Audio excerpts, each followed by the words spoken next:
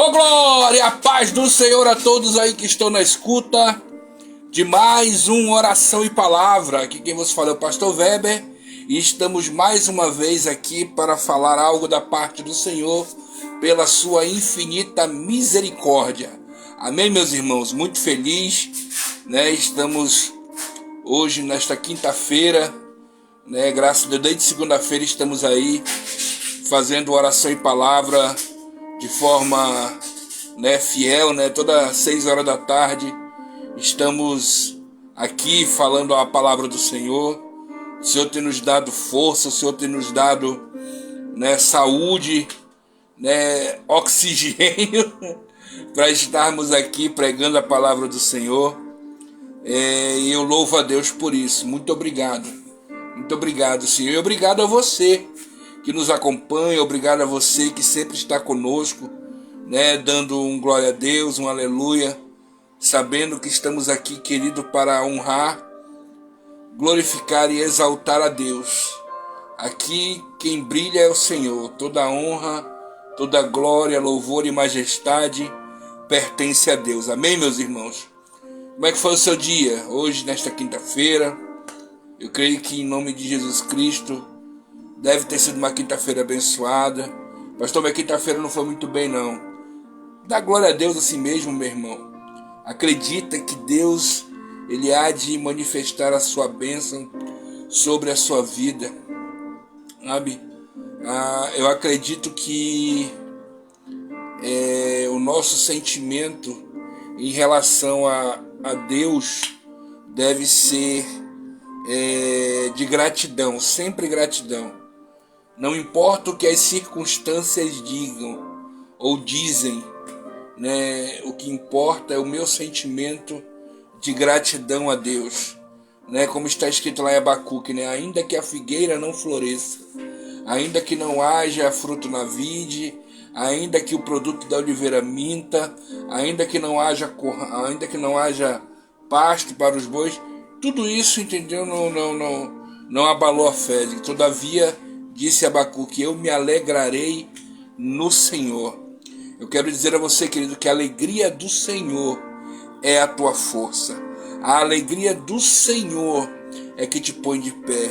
É a presença do Espírito Santo que te fortalece, sabe? É o teu relacionamento com Jesus, é o teu relacionamento com Deus, com o Espírito Santo, que faz com que você continue caminhando firme e forte. Amém, meus irmãos? Que bom estarmos na presença de Deus. Bom é estarmos na presença de Deus, glorificando, exaltando, né, e bendizendo o seu santo nome. Amém, queridos? Vamos orar? Vamos orar antes de qualquer coisa? Fecha teus olhos aí aonde você está. Senhor, nosso Deus, nosso Pai, eu quero te agradecer, meu Pai. Te agradecer, Senhor Deus, por mais um dia de vida. Por mais um dia, o fôlego de vida soprou em minhas narinas, em nossas narinas, e estamos aqui, Pai, vivos. Que maravilha, Senhor. Muito obrigado. Eu te agradeço, Senhor. Pai, nesse momento, Senhor, eu venho te pedir, como das outras vezes, Senhor, usa pela tua infinita misericórdia mais uma vez esse vaso de barro, que eu diminua e tu cresça. Tira-me de tua aljava como flecha e me lança em direção ao alvo, ao objetivo, razão e propósito, a qual o Senhor já escolheu para estarmos falando nesta tarde, neste começo de noite, Senhor. Fala conosco, meu Pai. Permita, Senhor Deus, que a tua palavra adentre o nosso coração e não te preocupes, Senhor. Fala conosco aquilo que precisamos ouvir, não aquilo que queremos. Age em nossos corações e em nossa vida, para que possamos, Pai querido, não apenas ser ouvintes da tua palavra, mas que possamos guardar, cumpri-la e praticá-la em nossa vida. É o que eu te peço, meu Pai. Toma cada vida que vai estar participando desta live. Cada pessoa que vai estar participando dessa live. Tu sabes, meu Pai, o que cada um carece, precisa e necessita. Então, fala conosco, meu Pai. Eu te peço, Senhor, e te agradeço. Em nome de Jesus Cristo. Amém. Amém. E amém. Né? Que maravilha, meus irmãos. Bom é estarmos louvando a Deus. Pegue a sua Bíblia aí aonde você está e abra sua Bíblia comigo no livro do profeta Ezequiel.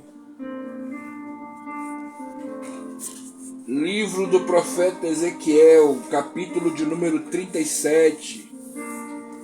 É um texto muito conhecido, vamos estar falando sobre ele algo hoje. Amém? Ezequiel, capítulo de número 37. A visão de um vale de ossos secos. Amém? Veio a mim a mão do Senhor, e o Senhor me levou em espírito e me pôs no meio de um vale que estava cheio de ossos. E ele me fez andar ao redor deles, e eis que eram muito numerosos sobre a face do vale, e eles estavam sequíssimos. E me disse: Filho do homem, poderão viver esses ossos? E eu disse: Senhor Jeová, tu sabes. Então me disse: profetiza sobre esses ossos, e disse-lhes: ossos secos, ouve a palavra do Senhor.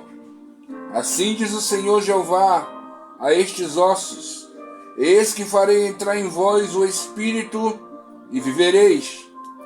E porei nervos sobre vós, e farei crescer carne sobre vós, e sobre vós estenderei pele, e porei em vós o espírito, e vivereis. E sabereis que eu sou o Senhor. Então profetizei como se deu ordem, e houve um ruído enquanto eu profetizava. E eis que se fez um rebuliço, e os ossos se juntaram cada osso a seu osso. Eu olhei, e eis que vieram nervos sobre eles, e cresceu a carne, e estendeu-se pele sobre eles por cima, mas não havia neles espírito. E ele me disse: profetiza ao espírito, profetiza ao filho do homem, e dize ao espírito: assim diz o Senhor Jeová: vem dos quatro ventos, ó espírito, e assopra sobre esses mortos, para que vivam. E eu profetizei como ele me deu ordem. Então o espírito entrou neles, e viveram, e se puseram em pé um exército grande em extremo. Amém, queridos? Glória a Deus. Louvado e exaltado seja o nome do nosso Senhor e Salvador Jesus Cristo. Irmãos, falar sobre o profeta Ezequiel não é uma tarefa muito fácil. O profeta Ezequiel tem algo muito especial, eu creio no seu chamado e em sua vida, porque de todos os livros que você pode ler, o profeta Ezequiel tem um dos livros que fala de uma forma alegórica muito profunda. É algo de difícil interpretação. Porém, este texto, do Vale de Ossos Secos, é um texto que, de uma certa forma, ele não carece de uma interpretação. O próprio Deus já deu a sua interpretação Se você observou a leitura, tudo que estava ali foi revelado, foi dito acerca da profecia, o que aconteceria e o resultado dela. Então, o Espírito do Senhor falando ao meu coração, eu estava até comentando com a minha esposa, e eu disse, muitas palavras já se pregaram, já se falaram sobre o Vale de Ossos Secos. E o fechamento desta mensagem é sobre o Vale de Ossos Secos. Porém, o Espírito Santo levou um questionamento ao meu coração. Todos pregam a questão do vale viver, do vale voltar à vida, do vale, verdadeiramente se levantar como um grande exército. E a pergunta que veio ao meu coração foi a seguinte, eu digo, Senhor, o teu profeta foi levado até este meio do vale, onde ele contemplou vários ossos. Senhor, por que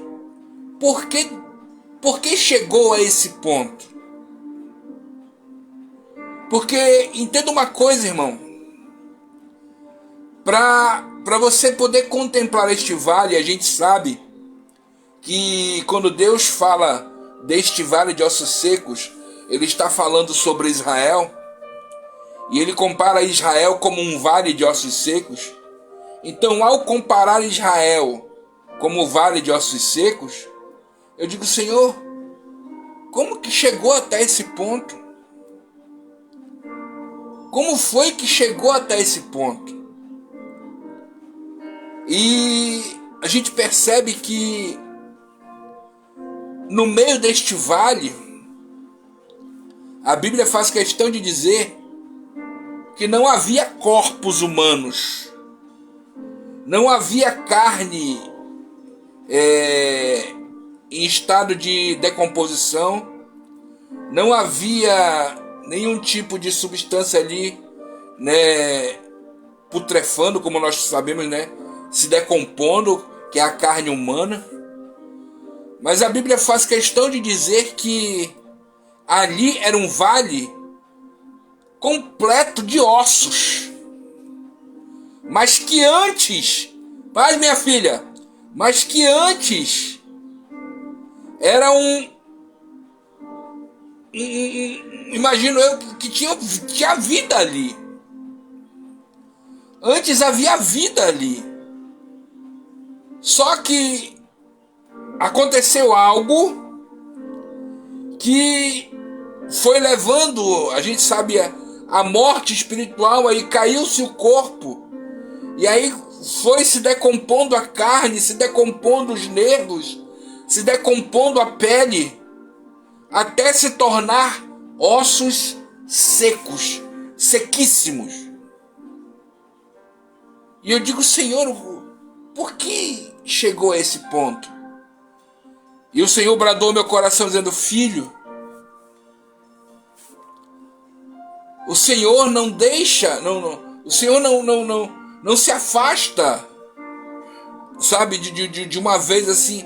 Ele vai, a gente vai colocando o Espírito Santo para fora com as nossas atitudes. Se eu não vigiar, se eu não me colocar verdadeiramente na presença todo dia, buscar a Deus todo dia, eu vou perdendo esta essência, eu vou me afastando do Espírito Santo. E o Senhor disse, filho, fala para o meu povo que muitos estão até dentro da igreja, mas estão perdendo cada dia mais um pouco da essência. E estão se decompondo. Cuidado. Cuidado para não se tornar um osso seco. Quer que eu te explique mais ou menos a situação como foi? Escute. Israel, quando saiu do Egito, Israel era escravo.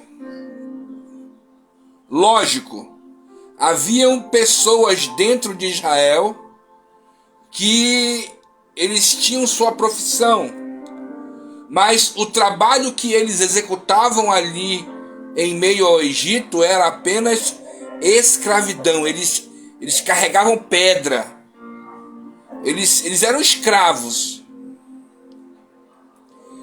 E depois que o povo foi liberto e foi até o deserto, passou-se pelo deserto, entrou na terra prometida, e ali começou o seu crescimento, começou ali, né, a sua história. E nós sabemos que Israel se levantou como uma nação grandiosa, onde haviam vários guerreiros valorosos. A nação de Israel já não era mais uma nação de escravos, mas era uma nação de guerreiros, uma nação abençoada, uma nação que tinha o Deus de Israel como seu rei. Tanto é que, só para você ter uma ideia, logo na primeira investida, a entrada na terra prometida, que foi a entrada do povo ali em Jericó, o povo de Jericó, se você prestar bastante atenção no que Raabe fala aos que estão com ela lá escondidos, Raabe diz que o povo todo da cidade já estava aterrorizado com os israelitas, pois eles sabiam que o Deus de Israel estava com eles. E eles ficaram sabendo de tudo aquilo que Deus fez por eles. Então você percebe aí que eles já sabiam o poder, eles já tinham consciência de que o Deus de Israel estava com eles. Então Israel tinha, sabe, a sua importância, tinha o seu poder, e Israel cresceu de uma forma assombrosa. O problema foi justamente quando Israel deixou de adorar a Deus, deixou de glorificar a Deus, para atribuir a si mesmo as vitórias que obteve. Esse é o princípio da derrocada. Se não me falha a memória, está lá em Provérbios, que diz que o princípio da queda é justamente o nascimento da arrogância. É justamente a soberba nasce no coração, aí já é o princípio da queda. E Israel, infelizmente, começou a contemplar não o Deus de Israel, mas começou a olhar para si mesmo. E ao tirar o foco de Deus para olhar para si mesmo, achando que aquilo que Israel conquistou foi por causa dele, foi por causa da sua força, ali começou a sua queda. Olhe para cá, meu irmão, em nome de Jesus Cristo. Nunca perca o foco de quem é Deus e do que Ele fez na tua vida. No dia que tu perder o foco de quem é Deus na tua vida e o que Ele fez, a tua queda já está programada. Por quê, pastor? Porque enquanto você tem o foco em Deus, entende que tudo aquilo que tu tens, que tudo aquilo que tu é e que tudo aquilo que tu ainda será é por causa de Deus, tu estás seguro na rocha.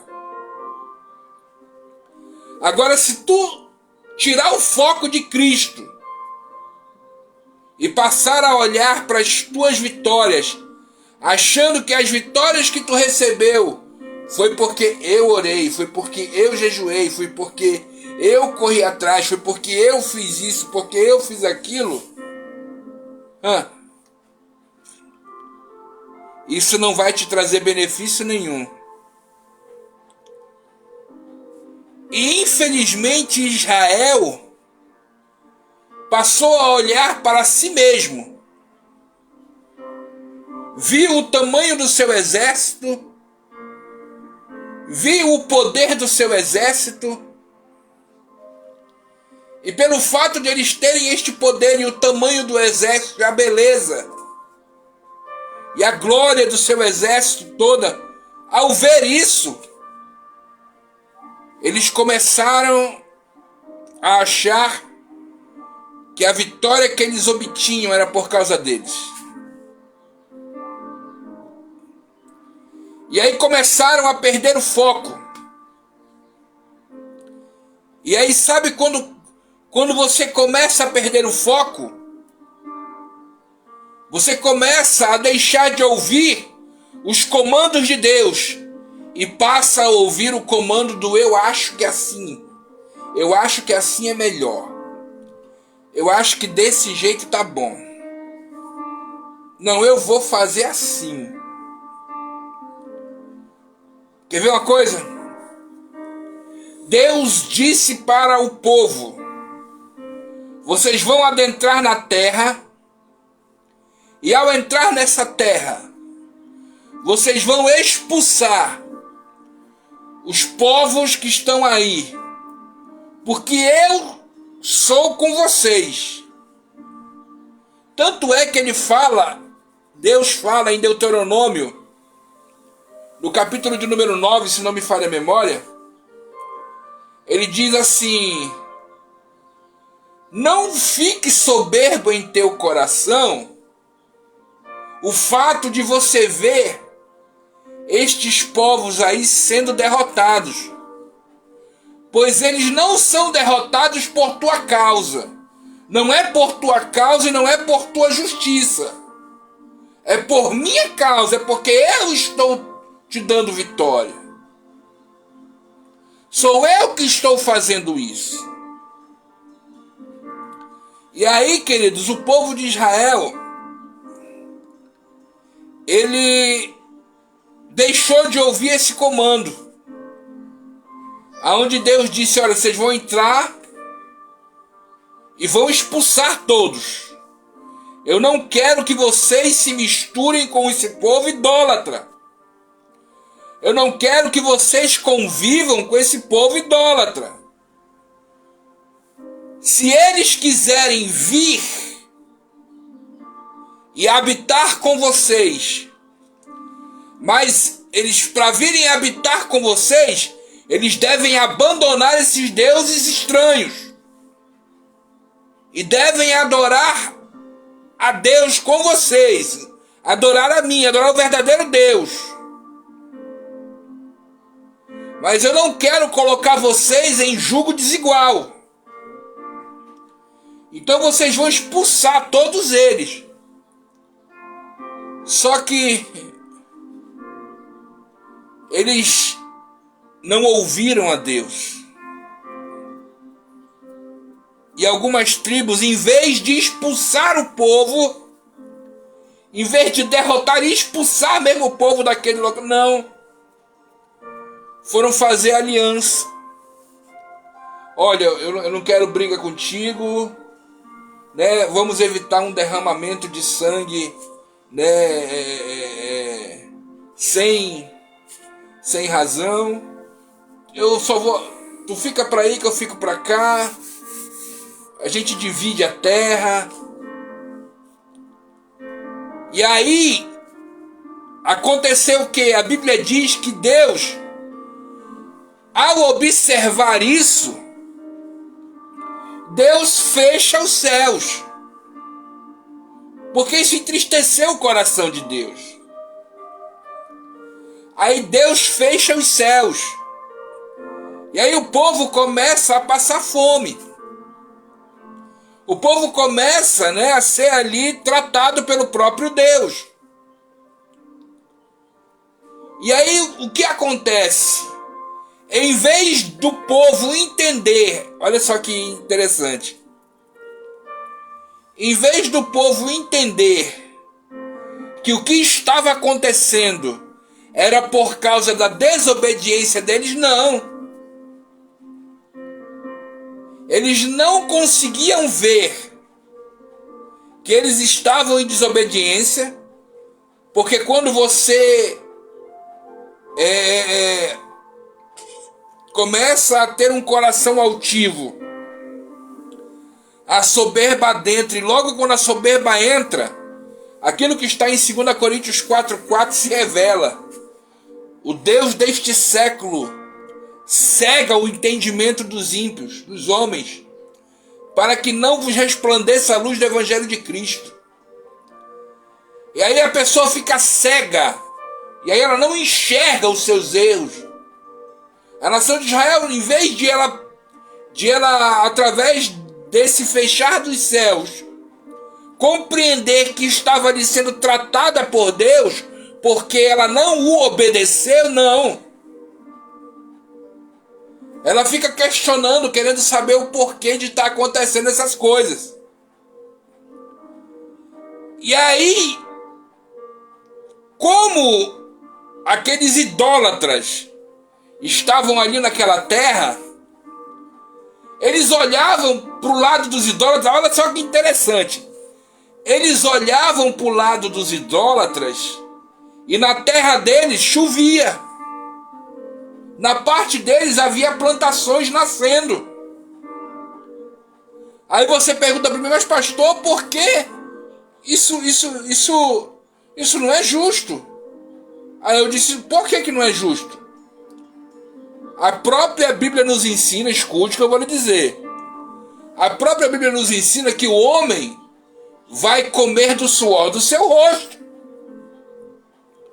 Deus não estava tratando com o outro povo, porque Deus não tinha compromisso com o outro povo, não. Deus tinha compromisso com Israel.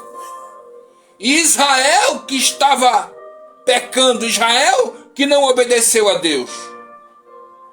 O outro povo trabalhou, plantou, semeou e colheu, porque Deus não tinha compromisso com eles. Mas Deus não vai desfazer da sua palavra, onde ele diz, olha, o homem vai trabalhar e vai colher do seu próprio rosto.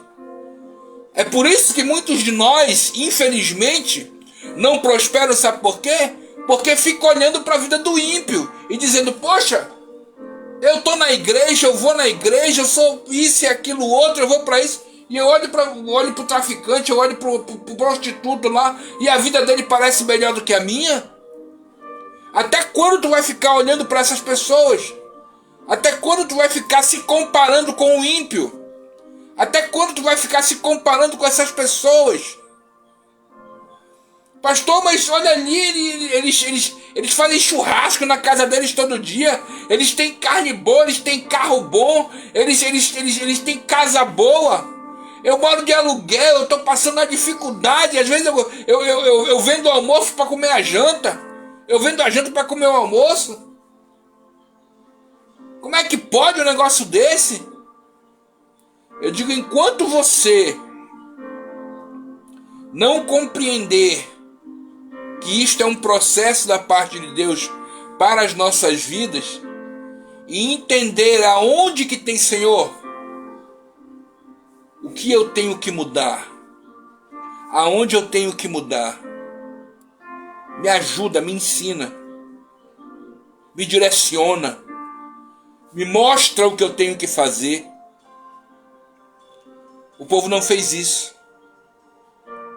O povo passou a observar que lá no terreno dos outros tinha alimento, tinha chuva. E aí sabe o que eles fizeram? Ele disse, ei, vem cá. Rapaz, por que na terra de vocês aí nasce alimento, nasce fruta, chove? Por quê? O que vocês fazem de diferente? Ah, aqui tem chuva E aqui a gente colhe os frutos por causa do nosso Deus Baal. É porque nós adoramos a Baal. Nós sacrificamos ao nosso Deus. Aí sabe o que Israel faz? Israel passa a viver um adultério, aonde de manhã eles glorificam a Deus e à noite eles vão adorar Baal. Aí acende uma oraçãozinha para Deus e aqui um sacrifício a Baal. Aí vão ficando nesse meio termo, aí vai sendo levantado homens, vai sendo levantado pessoas para chamar a atenção do povo. Olha, para com isso, não adore outro Deus. Aí o povo recebe livramento, recebe ali o seu castigo, mas depois recebe livramento. Aí passa um determinado período, volta de novo a fazer a mesma coisa. E isso se tornou um círculo vicioso. Se você pegar o livro de Juízes, está cheio aí. O próprio Deus falou de si: por causa de vocês, que vocês deixaram esse povo vivo, eu vou usar este povo que ainda está vivo para trabalhar no caráter de vocês. Só porque vocês não me obedeceram, será este povo que vai oprimir vocês. E aí você percebe, irmão, entrava um juiz, passava 40 anos de bênção, depois vinha pé de novo. Aí entrava outro juiz, vinha um massacre, vinha a dificuldade, aí pé novamente, entrava outro juiz. E aí nessa situação, que foi até Samuel, aonde, escute o que eu vou lhe falar, aonde chegaram até Samuel, e ao chegar em Samuel, eles quebraram o protocolo mesmo assim de uma forma muito tremenda. Eles disseram: Samuel, a gente está cansado, Samuel. A gente queria ter um rei que nem as outras nações. A gente queria um rei que a gente pudesse ver, um rei que a gente pudesse tocar. Eu parece que vejo a indignação no rosto de Samuel. E Deus brada com Samuel de Samuel: não te preocupa, Samuel, não fica assim não. Não fica assim, porque eles não te desprezaram. Foi a mim que eles desprezaram. Mas se eles querem um rei, eu vou dar um rei para eles. E aí todos nós conhecemos a história de Saul. Infelizmente Saul até começou bem, mas depois fez o que fez. E aí Deus lançou o seu olhar sobre a terra. E a Bíblia diz que ele encontrou um determinado homem chamado Davi por detrás das malhadas. Na época era só um adolescente. E ali ele foi trabalhando no caráter de Davi. E a Bíblia mesmo diz que Davi era o homem segundo o coração de Deus. Foi um desejo do coração de Deus colocar Davi no trono.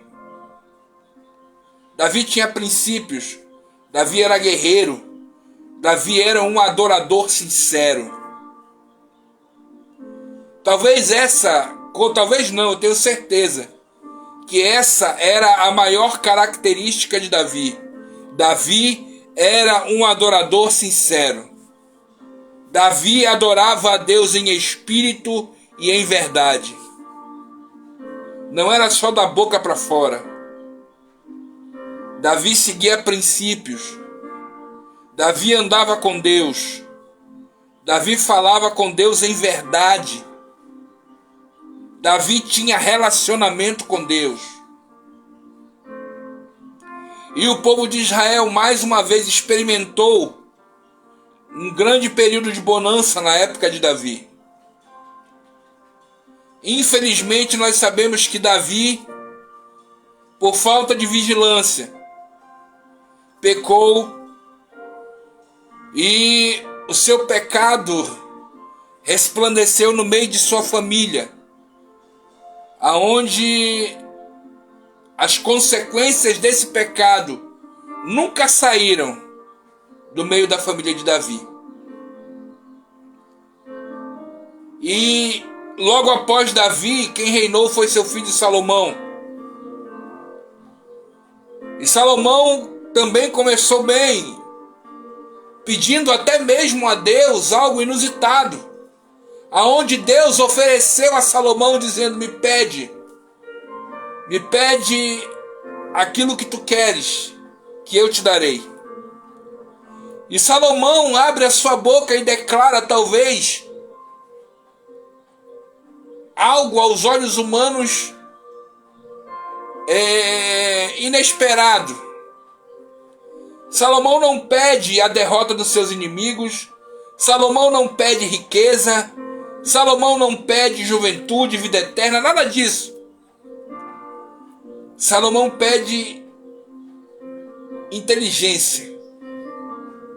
Senhor, me dá sabedoria para me conduzir o teu povo.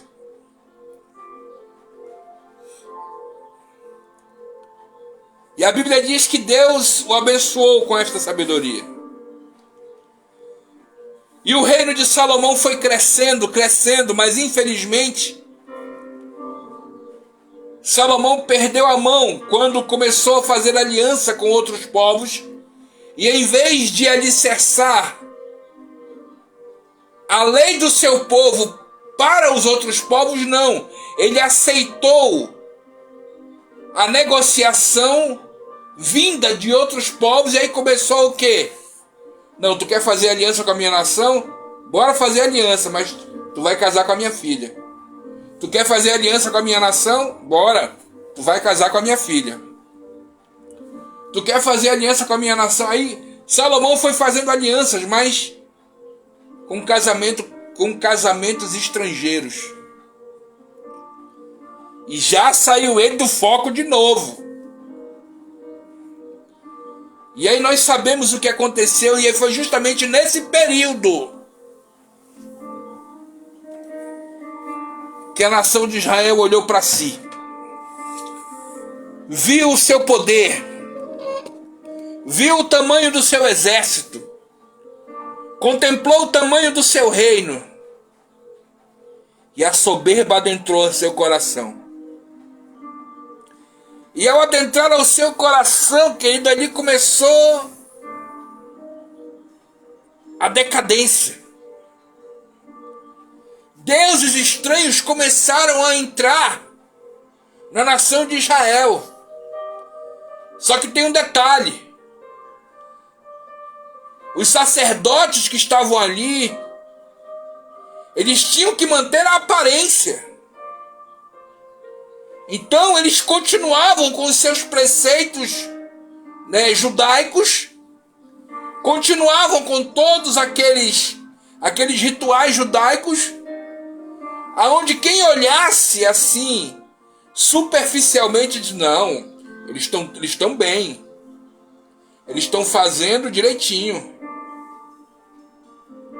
Mas nas recâmaras secretas acontecia algo diferente. Eu digo: Senhor, por que tu chamou Ezequiel para profetizar nesse vale? Porque quando eu chamei Ezequiel, eu disse: Ezequiel, duro vai ser tua chamada. Eu quero que tu compreenda muitas coisas. Então, primeira coisa que eu quero que tu faça, Ezequiel, põe-te em pé. Eu vou falar contigo. Tá vendo esse rolo aqui? Eu quero que você coma. E depois que houve essa compreensão de algumas coisas de Ezequiel, Deus começa a trabalhar na vida de Ezequiel. E a gente sabe que algumas situações que aconteceram, irmãos, foram necessárias. Deus sabe de todas as coisas. Tem coisas que, como eu já disse, já preguei já outras vezes aqui e volto a repetir. Tem coisas que vão acontecer na vida do cristão, na vida do crente, que não haverá compreensão. Mas não é por causa disso que nós vamos nos afastar de Deus. Pelo contrário, é justamente através disto que a nossa fé, ela tem dois caminhos a seguir.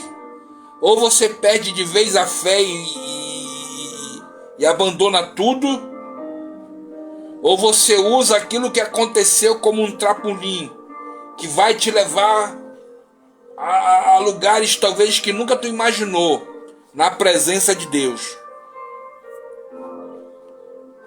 Porque você imagina Deus chegar para ti, assim como chegou para Ezequiel e disse: Ezequiel, vou eu tirar a doçura dos teus olhos.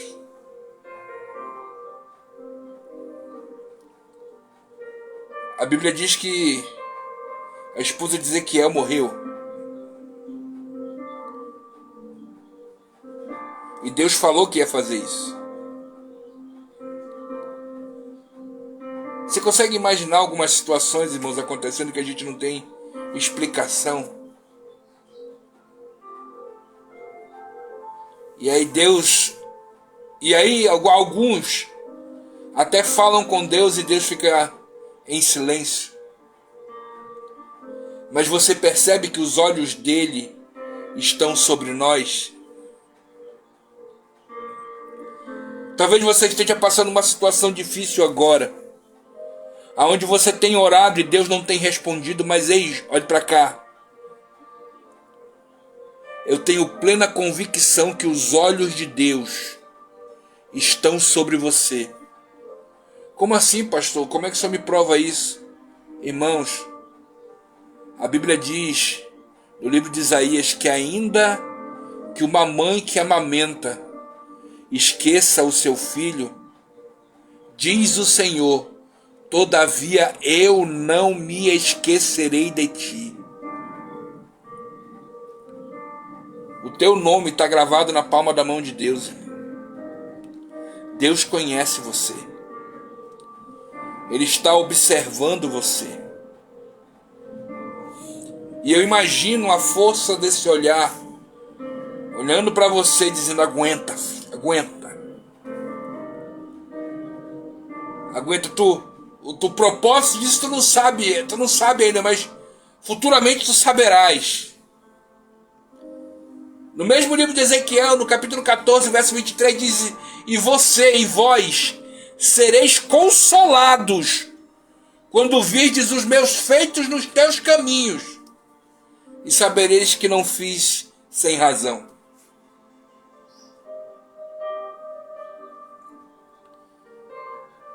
E aí Ezequiel, vendo tudo isto, passando por tudo isto, o povo dando uma falsa adoração a Deus, aonde Deus diz: esse povo me honra com os lábios, mas o seu coração está longe de mim. E aí Deus lança uma palavra e diz assim: não há ninguém na brecha, não há ninguém que interceda, não há ninguém na brecha. Ei, irmão, você tem sido um intercessor? Você tem sido um intercessor na tua casa? Você tem sido um intercessor na tua família? Você está na brecha, irmão? Você está intercedendo pelo teu ministério? Você está intercedendo pela igreja ao qual você congrega? Você está intercedendo pelo seu pastor, pela sua pastora, pelo seu irmão em Cristo? Você está intercedendo pelos teus perseguidores? E quando eu digo intercedendo, não estou dizendo para você desejar o mal deles não, tá, irmão? Estou falando para você orar por eles. Estou falando para você orar, clamar, pedir por eles, pela vida deles.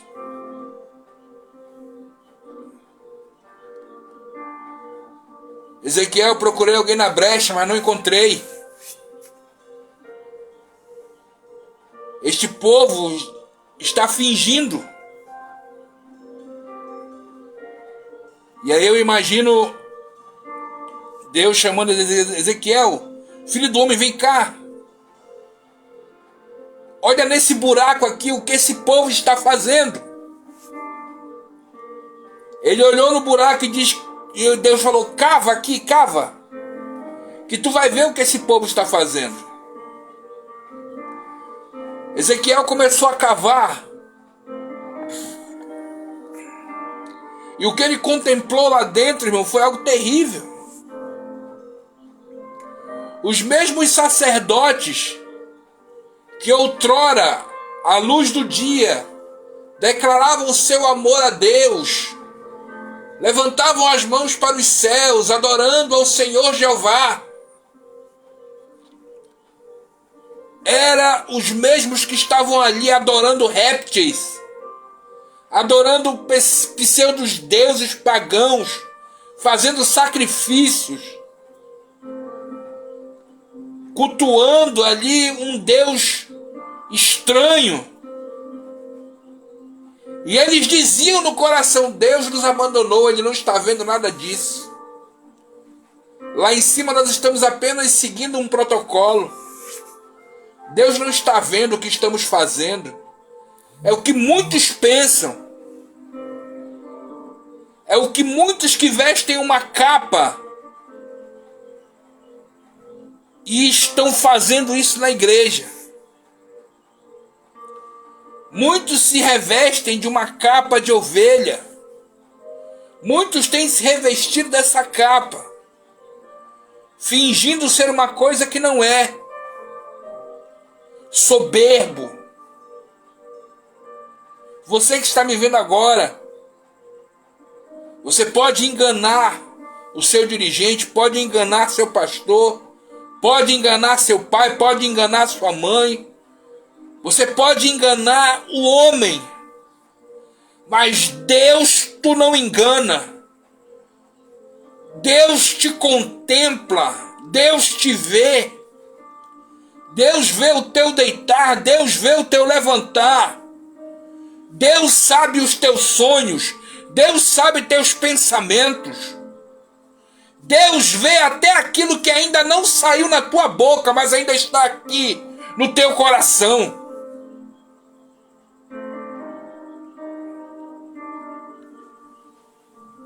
Deus vê. E ali o povo vive nessa duplicidade, aonde eles adoram a Deus, mostrando para outras pessoas, sabe, uma espiritualidade, sabe, que aos olhos dos homens, sabe, é algo tremendo, né? E infelizmente nós vemos isso hoje, irmãos. Quando você vê alguém, entre aspas, eu vou colocar assim, quando você vê alguém que tem, sabe, o dom de fazer aquela manobra, aquele movimento, sabe, aonde, sabe, ele sabe manipular de uma certa forma, porque escute, irmãos, é diferente quando o Espírito Santo toca na igreja e quando há uma manipulação. Pois quando há uma manipulação gerada por homens, essa manipulação, ela tem etapas. Ela tem começo, meio e fim. Agora, quando é o Espírito Santo, é algo ordenado, mas genuíno. E não está alienado não está ali alienado ao tempo. Mas é algo que você percebe. Aqueles que têm o discernimento percebe. E aí, irmãos, quando você vê uma situação dessa, aonde há uma movimentação, aonde tem pessoas que, sabe, gostam desse show, aonde tem plateia, aonde você vê pessoas aplaudindo dons e esquecendo-se dos frutos.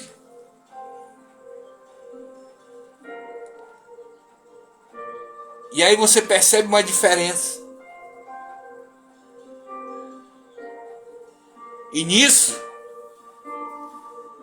a morte espiritual chega.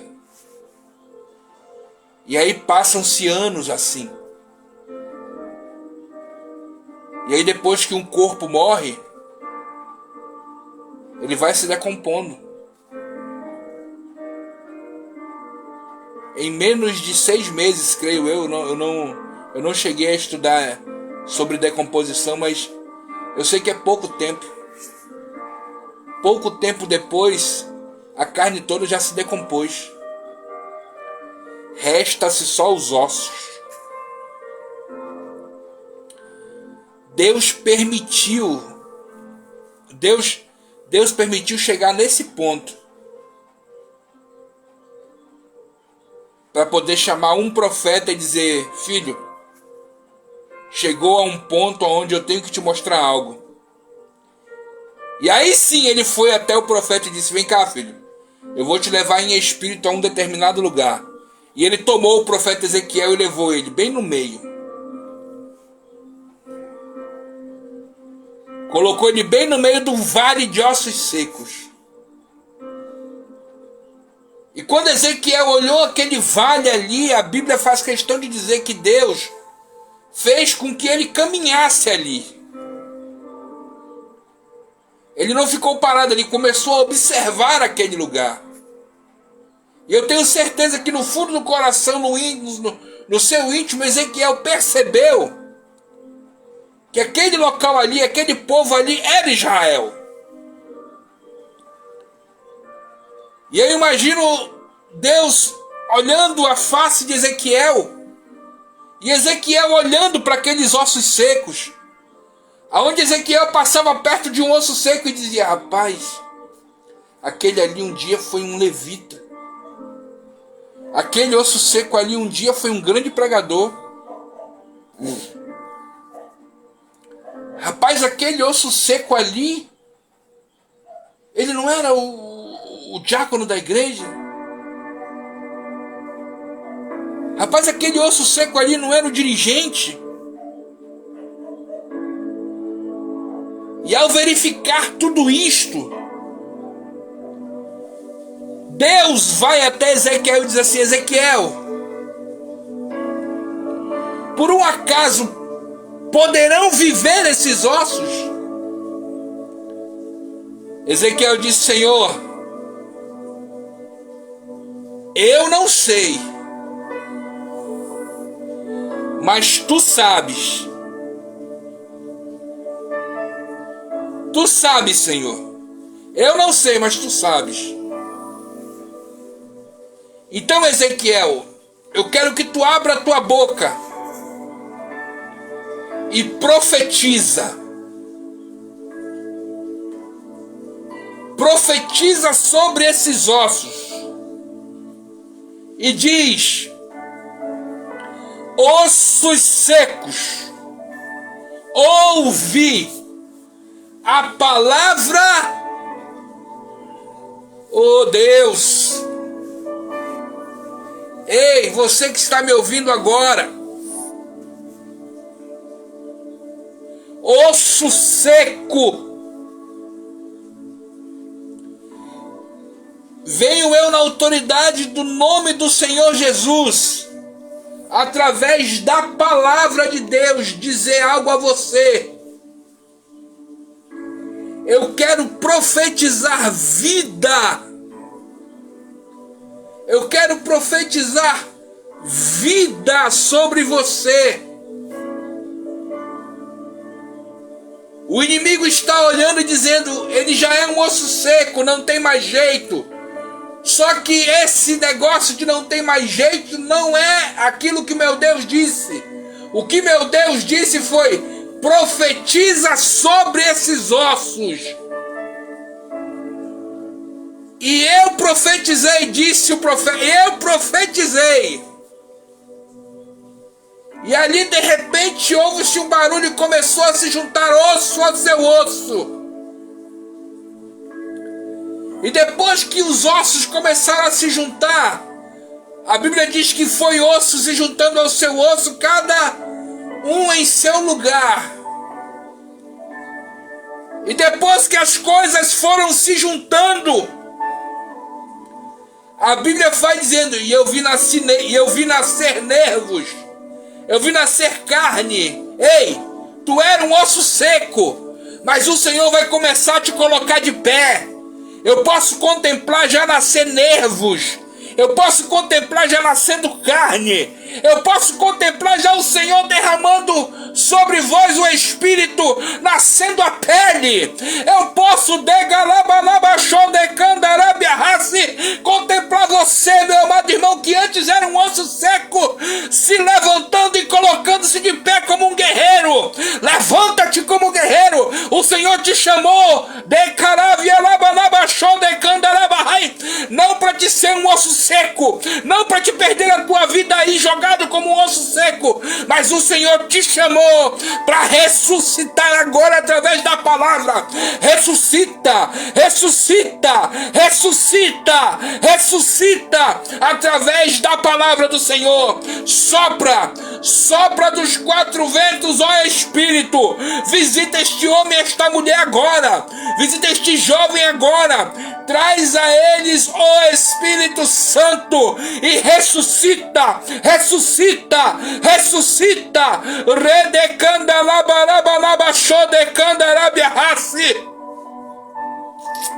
Oh, aleluia! Ressuscita! Poderão viver esses ossos, Ezequiel? Senhor, não sei, tu sabes, então profetiza. A palavra do Senhor traz vida. A palavra do Senhor ressuscita. A palavra do Senhor é alimento. A palavra do Senhor é que te estrutura. A palavra do Senhor é que traz cobertura. A palavra do Senhor é que te limpa.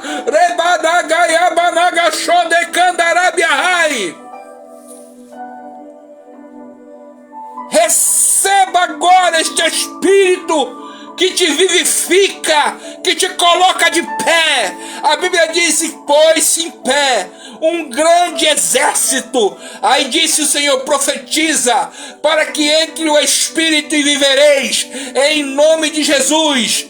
Eu profetizo que o Espírito do Senhor te visita agora. Tu é renovado agora em nome de Jesus. Tu é renovado agora através da palavra que foi lançada sobre a tua vida. Receba, ressuscita, ressuscita. Em nome de Jesus, receba esse avivamento aí onde você está. Oh, Rabanagachô de Candarabia Rassi. Aleluia, aleluia. Ressuscita. Ressuscita, meu irmão. Ainda não acabou. Tu ainda tem muito a fazer. Pastor, eu estava quase desistindo, mas não desista. O Senhor está lançando sobre você vida. Vida. Em nome de Jesus. E a Bíblia diz que Ezequiel profetizou. E levantou-se um grande exército. Um grande exército numeroso se levantou. E o Espírito adentrou neles.